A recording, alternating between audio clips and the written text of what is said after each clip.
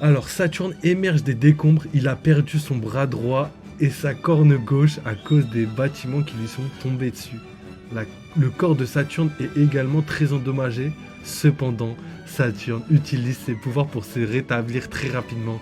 Des flammes noires semblent régénérer 100% de son bras droit et de sa corne gauche. Les gars, je vous l'avais dit. Je vous l'avais dit. On l'avait dit sur la chaîne, les gars. Trop content.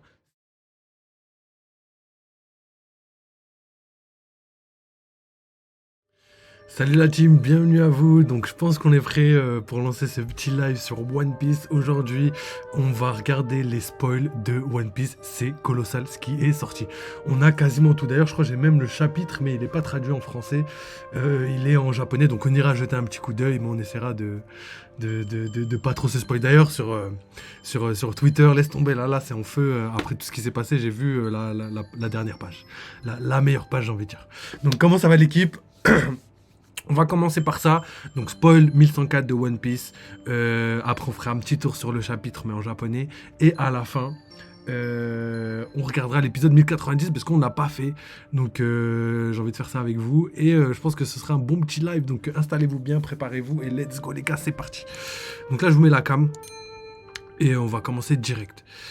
Donc, pour résumer rapidement ce qui s'est passé dans le dernier chapitre, donc on revient dans le présent, Saturne arrive, ça fait 3 semaines d'ailleurs, ça fait 2 semaines pour la sortie officielle, mais ça fait 3... Ouais, je suis capable, comment tu vas? Bienvenue à toi mon ref. Et du coup, ça fait quand même... Ça fait quand même 3 semaines ouais, qu'on attendait ce chapitre et la sortie officielle elle était en 2024 alors que nous on avait déjà regardé le chapitre en 2023, il était déjà sorti. Donc let's go, dernier chapitre, patate de Saturne, on voit pas la suite, on sait pas ce qui se passe, mais on va avoir la suite là tout de suite les gars, donc préparez-vous. Donc let's go, on commence directement. Le chapitre commence là où le précédent s'est terminé. Saturne est choqué lorsqu'il voit Kuma bouger encore. Que Kuma bouge encore. Il est révélé que Saturne a déjà appuyé sur l'interrupteur d'autodestruction quelques jours après que l'armée révolutionnaire a pris le corps de Kuma à Marijoise. Il ne peut donc pas comprendre ce qui se passe maintenant. Waouh, ça c'est légendaire. La bombe d'autodestruction détruite. Inefficace. Le retour de Kuma, les gars, on vous l'a dit, le retour de Kuma, peut-être. Après, peut-être qu'il a un contrôle supplémentaire sur la bombe d'autodestruction grâce à Vegapunk et qu'il a caché ça à Saturne.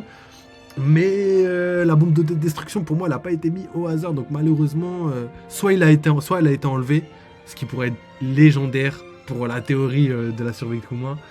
Et soit clairement c'est lui qui a le contrôle dessus et que c'est lui qui va décider quand la déclencher. Et ça pourrait être très très bientôt. Donc Saturne ne peut pas essayer de déclencher. D'ailleurs, ouais, c'est vrai que ça aurait été bête de ne pas l'avoir déclenché juste après, quoi. C'est vrai que maintenant qu'on a l'information sous le nez, personne ne l'a dit, mais c'était obvious.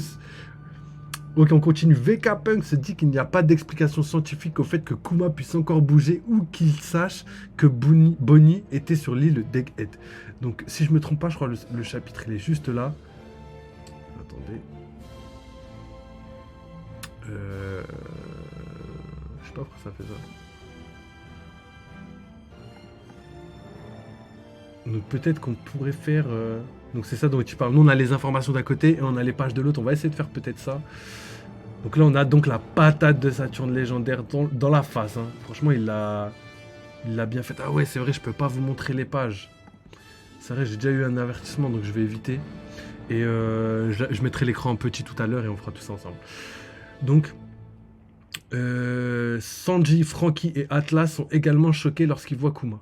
Juste avant que le coup de poing de Kuma n'atteigne Saturne, Kuma se souvient de certaines parties de sa vie. Rien de nouveau. Puis dans une double page super épique, Kuma donne un coup de poing à Saturne. Le coup de poing de Kuma écrase le visage de Saturne, mais Saturne est toujours conscient, regarde Kuma avec colère. Donc c'est la page qu'on vient juste de voir. Et du coup j'ai l'impression que toutes les pages sont pas dans le chapitre. Parce que là ils nous disent que c'est la 3e page, c'est ça? Donc à voir, peut-être on n'a pas toutes les pages, mais je vous les montrerai après. Cependant, Saturne vole à travers l'île à cause de l'attaque de Kuma. Saturne entre en collision avec des bâtiments qui tombent et Saturne se fait aplatir par eux. Donc Saturne prend cher.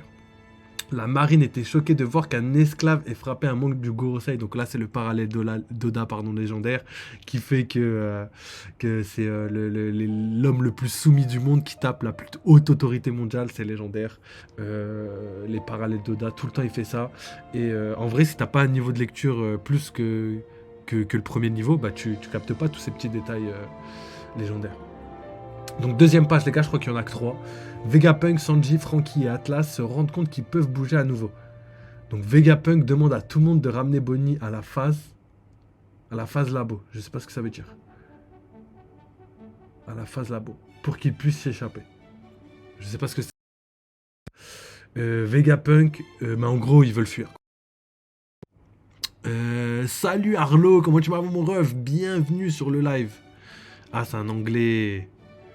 Hi Arlo. Alors, Kuma ne devrait plus pouvoir bouger ni recevoir... Attends. Cependant, Vegapunk a suivi l'ordre de Saturne en créant un mécanisme qui éteint toutes les fonctions de Kuma. Kuma ne devrait plus pouvoir bouger ni recevoir d'ordre une fois que l'interrupteur d'autodestruction aurait été actionné. Se pourrait-il que la capacité spéciale du boucanier ne soit pas une force surhumaine? Dans le passé, il joue... What? Et du coup, c'est pas ça. Your stream is awesome. Thank you so much, Arlo. Thank you. Welcome to my live. Ok, donc nous on continue. Bonnie remercie Kuma pour tout ce qu'elle a vu dans la mémoire de Kuma. Kuma se contente d'étreindre Bonnie, puis il s'arrête de bouger. La marine ne trouve Luffy nulle part. Luffy... Il semble que Luffy est disparu. Ah ouais, ça c'est légendaire, on l'avait vu vite fait. C'est légendaire. Il semble que Luffy est disparu, wesh.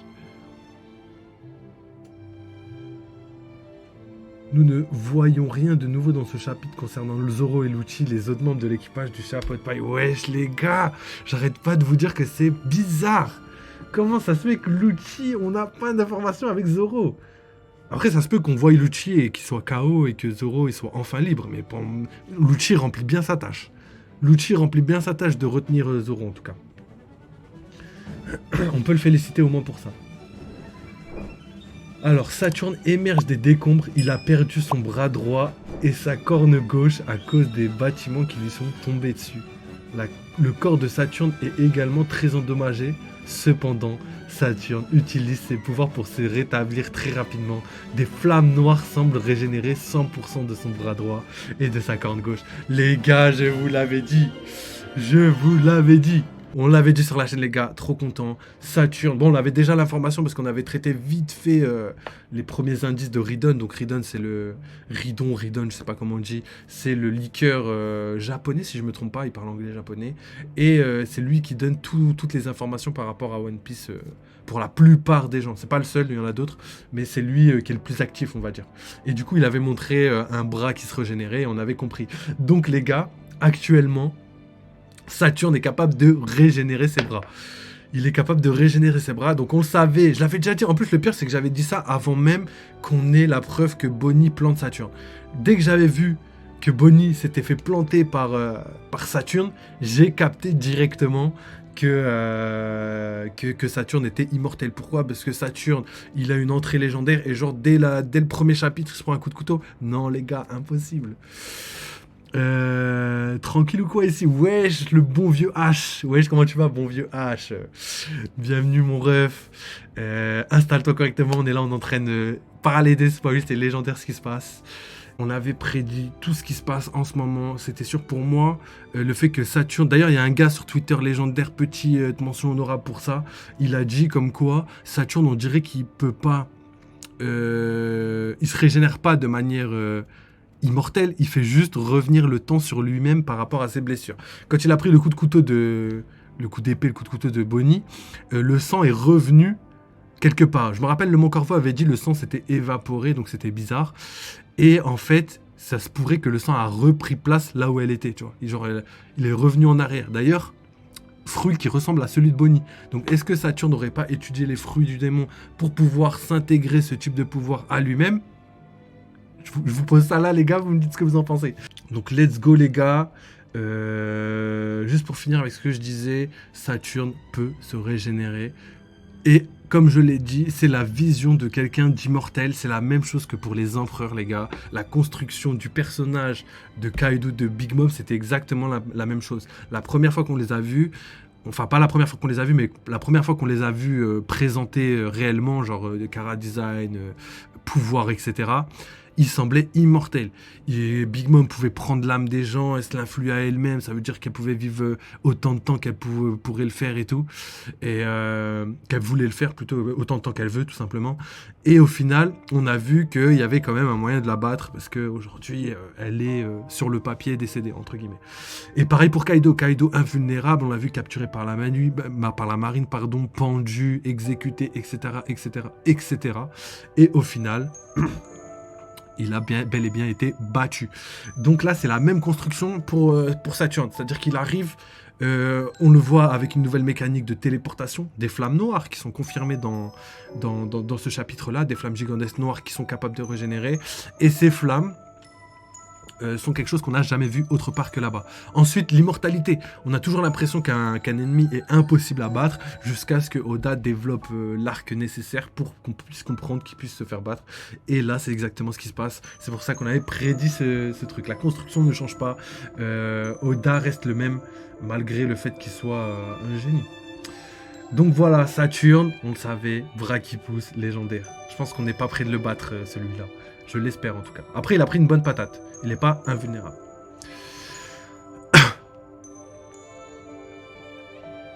Ok Arlo.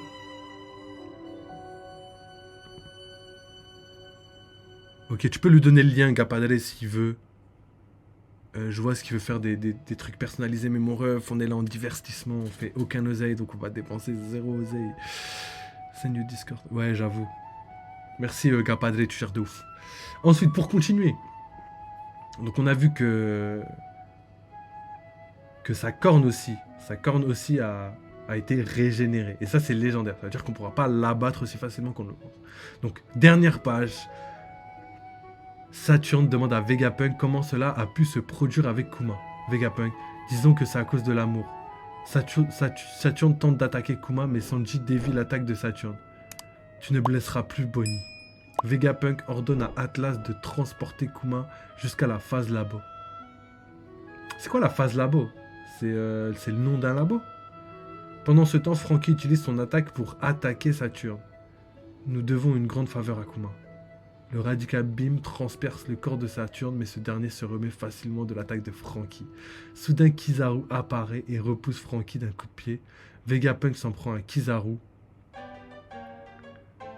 Ton cœur ne peut pas supporter cela plus longtemps, n'est-ce pas? Quel triste homme tu es, Kizaru. Aïe, aïe, aïe, aïe, aïe.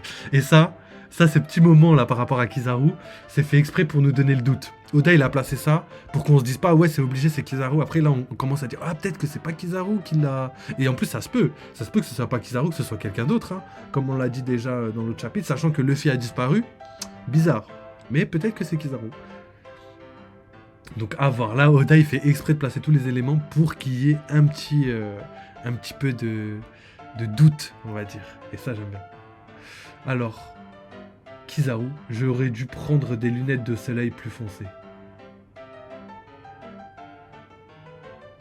Attends, Kizaru répond à Vegapunk avec une expression assez triste, on dirait qu'il est sur le point de pleurer. J'aurais dû prendre des lunettes de soleil plus foncées. Ah ouais, Kizaru c'est vraiment un mec bien au final. Hein. Enfin, mec bien entre guillemets. Dans la dernière page du chapitre, Saturne ordonne de lancer un Buster Call sur Egghead. La marine se prépare. Fin du chapitre. Pas de pause la semaine prochaine. Légendaire, encore un Buster Call. Ouais, ça se termine jamais. Attends, bougez pas, je ferme la porte.